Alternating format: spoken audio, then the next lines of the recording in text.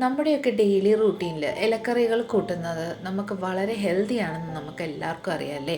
അപ്പോൾ ഇന്ന് ഞാൻ തയ്യാറാക്കുന്നത് പാലക്ക് കൊണ്ട് ഒരു അടിപൊളി കൂട്ടാനാണ്. ഈ ഒരു ഒറ്റ കൂട്ടാൻ മതി നമുക്ക് ധാരാളം നമ്മൾ ചോറ് കഴിച്ചു കേട്ടോ. അത്രയ്ക്ക് ടേസ്റ്റി ആയിട്ടുള്ളൊരു റെസിപ്പിയാണ്. അപ്പോൾ തീർച്ചയായിട്ടും ഈ ഒരു റെസിപ്പി നിങ്ങൾക്ക് എല്ലാവർക്കും ഇഷ്ടപ്പെടുന്നതായിരിക്കും. സോ റെസിപ്പി എല്ലാം സ്കിപ്പ് ചെയ്യാതെ കണ്ടല്ലോ കേട്ടോ. അപ്പോൾ വേഗം തന്നെ നമുക്ക് ഈ ഒരു കൂട്ടാൻ നമ്മൾ എങ്ങനെ തയ്യാറാക്കുന്നതെന്ന് നോക്കിയിട്ട് വരാം. Hey guys, it's me Soumya. Welcome to Isha spicy tasty world. അപ്പോൾ ഞാനിവിടെ പാലക്ക് ഒരു ബഞ്ച്, അതായത് ഒരു കെട്ട് പാലക്ക് ഞാൻ എടുത്തിട്ടുണ്ട്. ഇത് നന്നായിട്ട് വാഷ് ചെയ്തതിന് ശേഷമാണ് എടുത്തേക്കുന്നത്.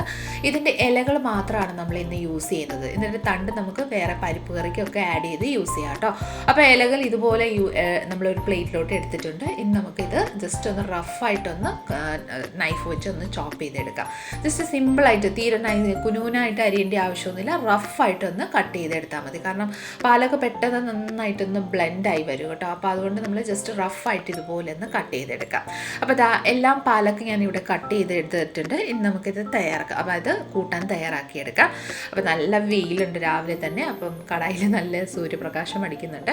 അപ്പം ഞാനിവിടെ പാൻ അടുപ്പത്ത് വെച്ചിട്ടുണ്ടായിരുന്നു. അതിലോട്ട് ഒരു 1.5 ടേബിൾ സ്പൂൺ ഓയിൽ ചേർത്തിട്ടുണ്ട്. ഓയിൽ നന്നായിട്ടൊന്ന് ചൂടായി വന്നതിന് ശേഷം ഇതിലോട്ട് ഒരു 1/2 ടീസ്പൂണ് ജീരകം, 1 ടേബിൾ സ്പൂണ് നമ്മുടെ മല്ലിക്കൊത്ത് ആഡ് ചെയ്ത് കൊടുക്കാം. കൂട്ടത്തിൽ തന്നെ 1.5 ടേബിൾ സ്പൂൺ നമ്മുടെ കടലപ്പരിപ്പും ഒരു 4-5 വത്തലമുളക്. എരിവ് നിങ്ങളുടെ താല്പര്യം അനുസരിച്ച് കൂട്ടുകയോ കുറയ്ക്കുകയോ ചെയ്തോളൂ. ഞാനൊരു 4 വത്തലമുളക് ചേർത്തിട്ടുണ്ട്. ഇനി ഇത് നന്നായിട്ടൊന്ന് റോസ്റ്റ് ചെയ്തെടുക്കാം. ഒരു ലൈറ്റ് ഒരു ഗോൾഡൻ ഷെയ്ഡ് ആവുന്നത് വരെ നന്നായിട്ടൊന്ന് റോസ്റ്റ് ചെയ്തെടുക്കാം. അപ്പോൾ ഇതാ നോക്കിക്കോളൂ, നന്നായിട്ട് റോസ്റ്റായി വന്നിട്ടുണ്ട്. ഇനി നമുക്കൊരു മിക്സി ജാർ എടുക്കാം. മിക്സി ജാറിലോട്ട് ഈ വക ഒന്ന് ട്രാൻസ്ഫർ ചെയ്ത് കൊടുക്കാം.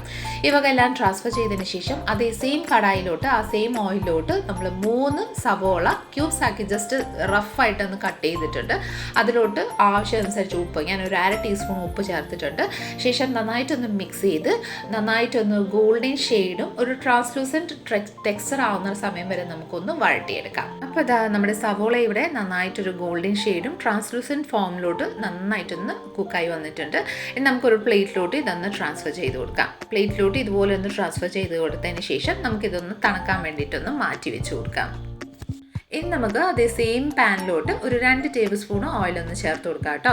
ഓയിൽ നന്നായിട്ട് ചൂടായി വരുന്ന സമയം കൊണ്ട് നമ്മൾ മിക്സി ജാറിലോട്ട് വെച്ചിരുന്ന ആ ഒരു മസാലക്കൂട്ടൊന്ന് ചതച്ചെടുക്കാം. നന്നായിട്ടൊന്ന് ലൈറ്റായിട്ടൊന്ന് ചതച്ചെടുത്തതിന് ശേഷം നമ്മൾ എടുത്ത് വെച്ചിരിക്കുന്ന സവോളയും നമുക്ക് ഇതിൻ്റെ കൂട്ടത്തിൽ തന്നെ ആഡ് ചെയ്ത് ഈ വക ആഡ് ചെയ്തതിന് ശേഷം ഒരു കുഞ്ഞു പീസ് നമ്മുടെ പുളിയും കൂടെ ആഡ് ചെയ്ത് കൊടുക്കാം. കൂട്ടത്തിൽ നല്ലൊരു കളറിനായിട്ട് ഒരു 1.5 ടേബിൾ സ്പൂണ് കാശ്മീരി ചില്ലി പൗഡറും കൂടെ ആഡ് ചെയ്ത് നന്നായിട്ടൊന്ന് അരച്ചെടുക്കാം കേട്ടോ. നല്ല ഫൈൻ പേസ്റ്റാക്കി അരച്ചെടുത്തിട്ടുണ്ട്. ഇനി നമുക്ക് നമ്മുടെ കടായിലെ ഓയിൽ ചൂടായതിന് ശേഷം നമുക്കിതിലോട്ട് ഒരു 1/2 ടീസ്പൂൺ ജീരകം, 1 ടേബിൾ സ്പൂൺ കടലപ്പരിപ്പും കൂടെ ചേർത്ത് കൊടുക്കാം. ഈ വക ആഡ് ചെയ്തതിന് ശേഷം നമുക്കിതൊന്ന് നന്നായിട്ടൊന്ന് റോസ്റ്റ് ചെയ്തെടുക്കാം. ഒരു ലൈറ്റ് ഗോൾഡൻ ഷെയ്ഡും ആ ഒരു ജീരകം ഒന്ന് പൊട്ടി വന്നതിന് ശേഷം ഇതിലോട്ട് ഒരു 4-5 വെളുത്തുള്ളി നീളത്തിൽ ഞാൻ ചോപ്പ് ചെയ്തിട്ടുണ്ട്. അതും കൂടെ ആഡ് ചെയ്ത് നന്നായിട്ടൊന്ന് വഴട്ടിയെടുക്കാം കേട്ടോ.